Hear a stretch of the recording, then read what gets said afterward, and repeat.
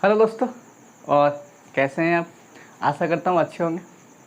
देखिए दोस्तों, आज का ना हमारा टॉपिक नेक्स्ट टॉपिक होने वाला, क्योंकि लास्ट टॉपिक में हमने क्या पढ़ा था, अबाउट टू इलेक्ट्रॉनिक, विद्युत क्या होती है और विद्युत के बारे में जानकारी किसने दी थी।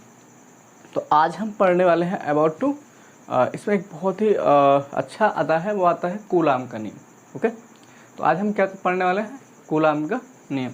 और देखिए क्या कहता है कूलाम का नियम, कूलाम ने क्या बताया था, बात करते हैं कूलाम पे। ओके, और ये काफ़ी हद तक पूछा जाता है, इससे एनी न्यूमेरिकल भी आते हैं कई सारे। तो अब हम बात करते हैं कूलाम के नियम पे। तो देखिए ये तो था, ये है कूलाम का नियम।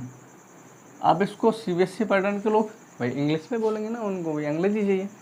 चलिए इसे हम कहते हैं कूलाम। देखिए क्या कहा था कूलाम ने, कूलाम ने भी किसके बारे में, सबसे पहले चीज़ जो उठ के आती है दोस्त वो ये आती है कि कूलाम ने किसके बारे में डिस्कस किया था, क्या बताया था कूलाम ने। तो हमें पहले से ही पता है, इसमें हम बात कर रहे हैं फोर्स के बारे में। वो कौन से फोर्स हैं, जो फोर्स हमारे दो आवेश जो हैं, कौन से, प्लस आवेश या माइनस आवेश या जो भी चार्ज है, अगर सेम चार्ज है तो उनके बीच में कौन सा लगेगा, रिपल्सन फोर्स, प्रतिकर्षण बल। और अगर वो क्या है विपरीत चार्ज है तो उनके बीच में कौन सा बल लगने वाला है, वो लगने वाला है कौन सा, जिसे हम कहेंगे कि आकर्षण बल। तो विपरीत चार्ज के अंदर क्या लगता है, आकर्षण बल, और सेम चार्ज के अंदर क्या लगता है दोस्त, क्या लगता है, प्रतिकर्षण बल। ठीक है ना। तो अभी हम पढ़ने वाले हैं, कूलाम ने इन बलों के लिए एक सूत्र दिया था जिसको हम लोग कहते हैं क्या, कूलाम्स लॉ। तो अब चलते हैं कूलाम के नियम की तरफ। अब मैं आपको बता दूं क्या है कूलाम का नियम। भाई एक चीज़ समझना फिजिक्स के अंदर, भाई फिजिक्स ये कहता है कि आप रटो मत समझो। क्या कहता है, रटो मत समझो। अगर आप रटोगे तो भूल जाओगे और समझोगे तो आपको याद रहेगा। ठीक है ना। तो अब कूलाम ने जो डिस्कस किया था वो किस पे किया था, फोर्स पे किया था। आप समझिए कूलाम का नियम जो विद्युत स्थिर विद्युतिकी में है वो किस पे चलता है, दो आवेशों के बीच लगने वाले बल पर। और वो बल कौन सा होता है, या तो वो आकर्षण का होगा या प्रतिकर्षण का होगा। और आकर्षण का कहाँ पे होगा, जहाँ पे सेम चार्ज होंगे। जहाँ पे अगर पॉजिटिव पॉजिटिव चार्ज है, पॉजिटिव पॉजिटिव चार्ज है तो ये आकर्षण का हो जाता है। और अगर ये नेगेटिव नेगेटिव चार्ज है, माइनस माइनस चार्ज है, तो ये कैसा रहेगा, सॉरी, जब ये पॉजिटिव पॉजिटिव चार्ज है तो ये प्रतिकर्षण का रहेगा। ये नेगेटिव नेगेटिव चार्ज है तो ये प्रतिकर्षण का रहेगा। और अगर ये प्लस और माइनस चार्ज है तो ये आकर्षण का रहेगा। ओके, एक बार मैं दोबारा डिस्कस कर देता हूँ इसको। ये किसका रहेगा भाई, प्रतिकर्षण का। और प्रतिकर्षण को हम इंग्लिश में क्या कहते हैं, रिपल्सन। और ये भी किसका रहेगा, प्रतिकर्षण का रहेगा। इसको हम इंग्लिश में क्या कहते हैं, रिपल्सन। और ये रहता है आकर्षण का, किसका रहता है, आकर्षण का रहता है। इसको हम कहते हैं अट्रैक्शन। ओके, तो इस तरीके से इन्हीं बलों पे किसने बताया कितना लगेगा, ये कूलाम ने। तो एक नियम दिया था जिसको हम कहते हैं कूलाम का नियम। अब क्या था कूलाम का नियम, उसकी तरफ चलते हैं। कूलाम ने नियम दिया था इस दो बिंदु आवेशों के बीच लगने वाले बल का। ओके, तो चलिए चलते हैं कूलाम्स के नियम की तरफ। तो यहाँ पर दो बिंदु आवेश ले लेते हैं, क्योंकि ये बात दो बिंदु आवेशों के लिए होती है, 1 और 2। ओके, ये कोई ए स्थिति में रखा हुआ बिंदु पॉइंट है और ये बी। ओके, अब ये आवेश जो है ए और बी पोजीशन में रखे हुए हैं। मान लीजिए यहाँ पे हमने क्या लिखा हुआ है, क्यू। अब ये प्लस का भी हो सकता है, माइनस का 1 लगा दिया। यहाँ पे क्या है, Q2, और ये प्लस का हो सकता है, माइनस का हो सकता है। अब हमें इन दो बिंदु आवेशों के बीच लगने वाले आकर्षण या प्रतिकर्षण बल के बारे में जानकारी लेनी है। एक सूत्र यहाँ पे निकालना, ये सूत्र बहुत पूछा जाता है और बड़ा सिंपल सा सूत्र। तो इसके लिए हमें रट्टा नहीं मानना। देखिए क्या करना है, इनके ये यहाँ पे रखें तो कोई ना कोई तो दूरी है, ये है ना। जब कोई चीज़ आपस में रखे हुए हैं अब स्पेस के अंदर, तो इनके उनके बीच में कोई डिस्टेंस तो है, कोई दूरी तो है। हमने मान ली दूरी है r, स्मॉल r। ये हमने क्या मान लिया, इसके बीच की दूरी है। ओके, अब हम देखेंगे कि इसका फोर्स क्या होगा। अब ये अगर प्लस प्लस के होंगे तो इनके बीच में कौन सा लगता होगा भाई, पॉजिटिव होंगे तो इनके बीच में लगेगा रिपल्सन। और ये नेगेटिव नेगेटिव होंगे तो भी रिपल्सन लगेगा। अगर एक प्लस और एक माइनस है तो लगेगा अट्रैक्शन फोर्स। कौन सा लगेगा? तो हम यहाँ मान लेते हैं कि एक प्लस का है और एक क्या है, माइनस का। और यहाँ पे जो फोर्स लग रहा है वो कौन सा लग रहा है? अट्रैक्शन फोर्स लग रहा है। कौन सा फोर्स लग रहा है? अट्रैक्शन फोर्स लग रहा है। ये जो एरो मैंने बनाए हैं ये इंडिकेट करते हैं कि ये इसको इधर खींच रहा है और ये इसको एक दूसरे को अपनी अपनी तरफ खींच रहे हैं, तो इसे कहते हैं अट्रैक्शन फोर्स। नाउ भी कैलकुलेट, हमें करना क्या है, कैलकुलेशन क्या करनी है? एफ की। किसकी करनी है? एफ की। एफ क्या है? फोर्स है। तो देखिए अब इसको हमें पढ़ना कैसे, इसका नियम क्या था कूलाम का, ला क्या था? कूलाम ने ये कहा था कि किन्हीं दो बिंदु आवेशों के बीच लगने वाला बल एफ, किन्हीं दो स्थिर बिंदु आवेशों के बीच लगने वाला बल उन दोनों आवेशों के परिमाण। अब परिमाण शब्द क्यों आ गया? परिमाण शब्द इसलिए आ गया, मान लीजिए ये परिमाण के अंदर अगर हम प्लस का क्यू रखेंगे तो ये जब बाहर निकलेगा तो ये क्यू ही निकलेगा, और अगर हम यहाँ पे माइनस का क्यू रखते हैं परिमाण के अंदर तो ये बाहर निकलता है तो क्यू ही निकलता है, क्योंकि माइनस परिमाण के बाद प्लस हो जाता है, इसीलिए इसको लगाते हैं। तो परिमाण का मतलब हो गया ये चार्ज फिर इसमें प्लस माइनस नहीं रहा, ठीक है ना, मतलब सेम चार्ज हो गया। अब आप जैसा भी डेफिनेशन आपके बुक में रखा हो आप उस हिसाब से ले लीजिए, मैं जो बता रहा हूँ वो मेरे हिसाब से है। ओके, तो यहाँ पर हम लोग क्या देख रहे हैं कि ये शब्द बोला गया कि किन्हीं भी दो बिंदु आवेशों के बीच लगने वाला बल उन दोनों आवेशों के परिमाणों के गुणनफल के समानुपाती होता है। फर्स्ट, ठीक है ना, यानी कि यहाँ पे क्या लिख सकते हैं हम? यहाँ लिख सकते हैं एफ जो समानुपाती होता है या फिर अनुक्रमानुपाती होता है किसके? ये दोनों आवेश, पहला आवेश और इसका परिमाण, दूसरा आवेश और इसका परिमाण, और इन दोनों के गुणनफल के, इन दोनों के गुणनफल के कैसा होता है? समानुपाती होता है, ठीक है ना। ध्यान से सुनिएगा इस चीज़ को।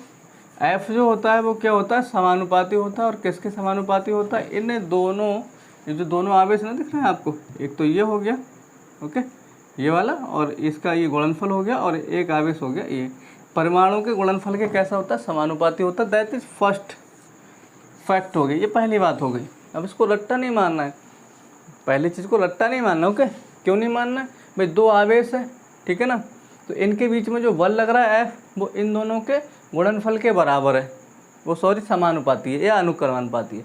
अब दूसरी चीज़ यहाँ पे हम देखते हैं क्या, इन दोनों के बीच की जो दूरी होती है ना उसे कहते हैं आर। तो इस आर के क्या होता है? वर्ग के व्युत्क्रमानुपाती होता है। अब ये व्युत्क्रमानुपाती जो शब्द आता है, ठीक है, व्युत्क्रमानुपाती का मतलब उल्टा, अपोजिट। व्युत्क्रम का क्या मतलब होता है? उल्टा। ध्यान रखना, व्युत्क्रम का मतलब क्या होता है? उल्टा। तो यहाँ पर क्या है कि जो एफ है वो आर के वर्ग के व्युत्क्रमानुपाती होता है। अब यहाँ पे हम देखें ना, ये भी एफ है और ये भी एफ है, ये भी इसके बराबर है और ये भी इसके बराबर है। इसका मतलब ये दोनों आपस में कैसे होगा? बराबर बराबर होगा। तो हम यहाँ लिख सकते हैं समीकरण, इसे एक मान लिया क्वेश्चन, इसे दो मान लिया, और इक्वेशन फर्स्ट एंड सेकेंड से। ओके, क्या कर सकते हैं हम?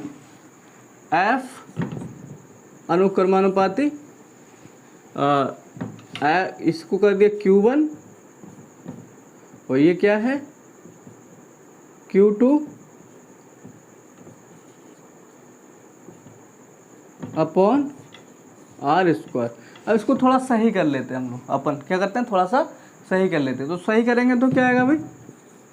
एफ समानुपाती Q1 Q2 upon R square.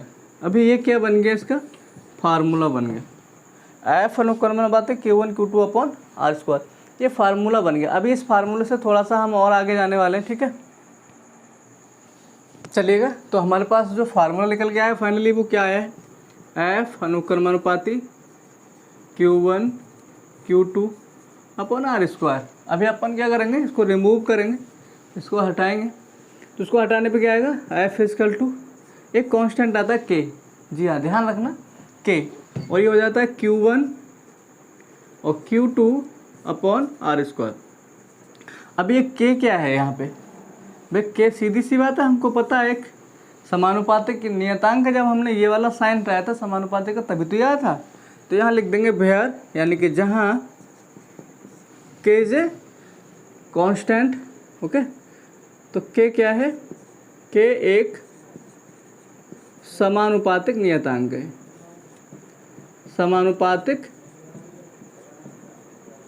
नियतांक है। और ध्यान रखना इस के की डेफिनेशन भी निकाल सकते हैं, किसी की भी डेफिनेशन निकाल सकते हैं। तो चलिए के को यहाँ से उठा लेते हैं, क्योंकि हमें के का मात्रक निकालना है कि के का मात्रक क्या रहेगा।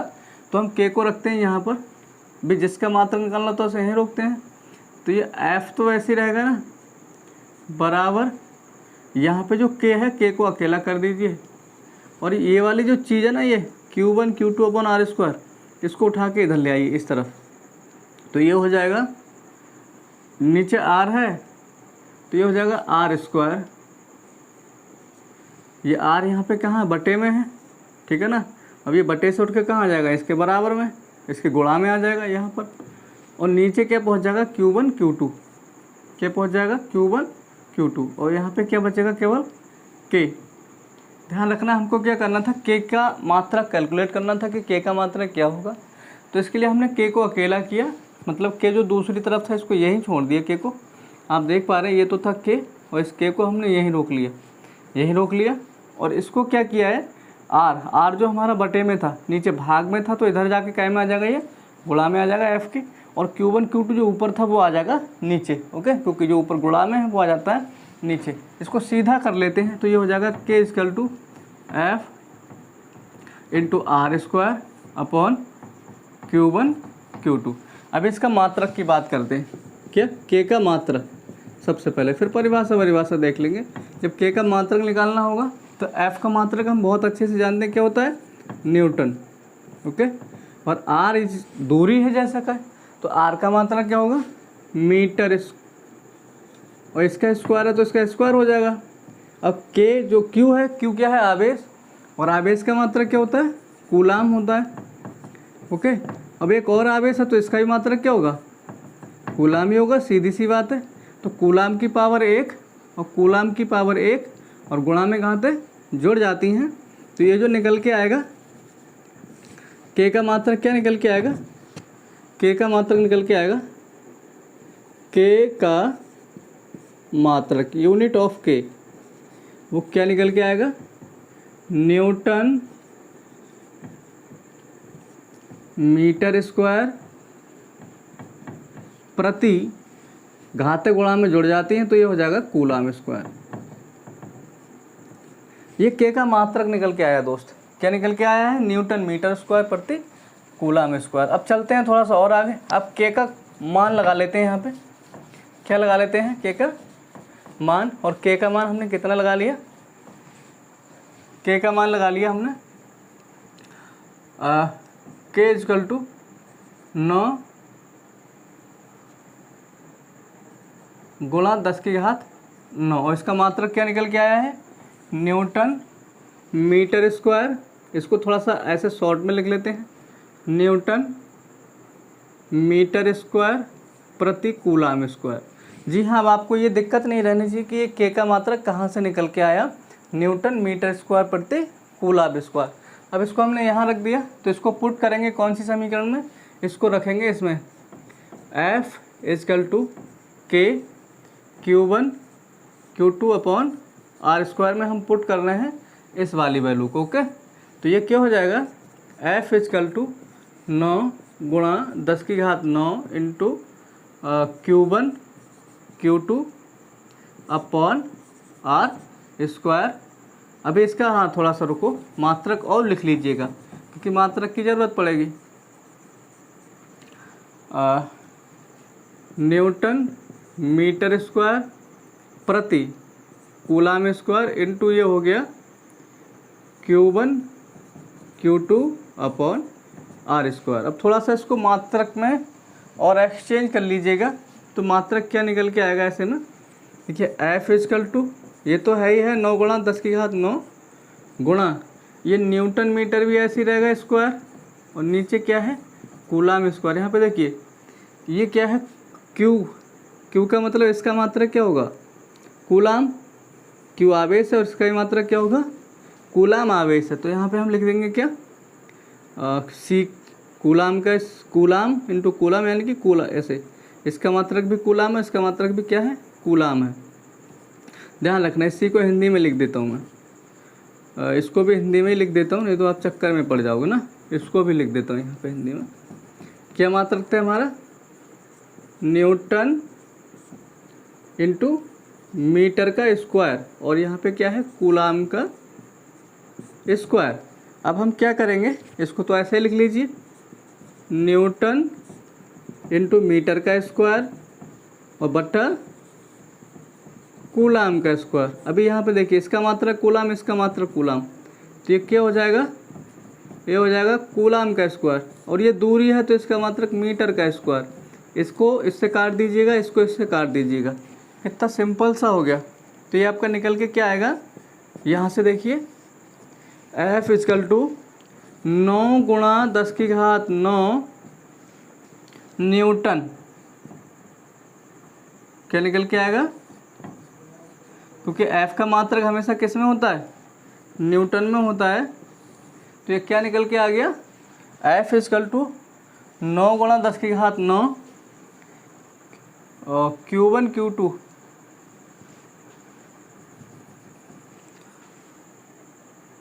क्या आया, F बराबर 9 गुणा 10 की घात 9 Q1 Q2 into Q1 Q2 upon R square, ठीक है ना। और ये किस में निकल के आया, फाइनली न्यूटन में निकल के आया, ये ध्यान रखना आप लोगों के। तो फाइनली हमारा क्या आता है दोस्त, F बराबर 9 गुणा 10 की घात 9 Q1 Q2 upon R square Newton. Okay, ये हमारा यहाँ पे फाइनली फार्मूला बन जाता है। अब हम बात करते हैं आगे, थोड़ा सा सुविधा के लिए हम इसकी जगह पे कुछ और भी ले लेते हैं। किसकी जगह पे, जो हमने लिया था K बराबर 9 गुणा 10 की घात 9, ठीक है, न्यूटन मीटर स्क्वायर प्रति कूलाम स्क्वायर आया था। तो इसकी जगह पे हम लिख लेते हैं अब क्या, 9 गुणा 10 की घात 9 newton square, sorry newton metre square प्रति कूलाम स्क्वायर। इसकी जगह पे हम लिख लेंगे 1/4 पाई एप्सिलॉन नॉट, ठीक है ना। क्या लिख लेंगे, 1/4 पाई एप्सिलॉन नॉट। अब इसको उठा के हम रख देते हैं किस में, इस वाले इक्वेशन में, इस वाले इक्वेशन में रख दीजिएगा। तो ये क्या आएगा निकल के, इसको हम देखते हैं क्या आएगा निकल के ये, ठीक है। तो ये हमारा आएगा F इजकल टू, चूँकि यहाँ पे क्या है 9 गुणा 10 की घात 9, तो हम इसकी जगह पे क्या रख रहे हैं, 1/4 pi epsilon not into Q1 Q2 upon R square. Okay, तो ये फार्मूला एक और निकल के आ जाता है, F equal to 1/4 pi epsilon not into Q1 Q2 upon R square. अब यहाँ पे एक शब्द आता है एप्सिलॉन, तो ये एप्सिलॉन क्या होता है, अब चलते हैं एप्सिलॉन की तरफ। What is epsilon.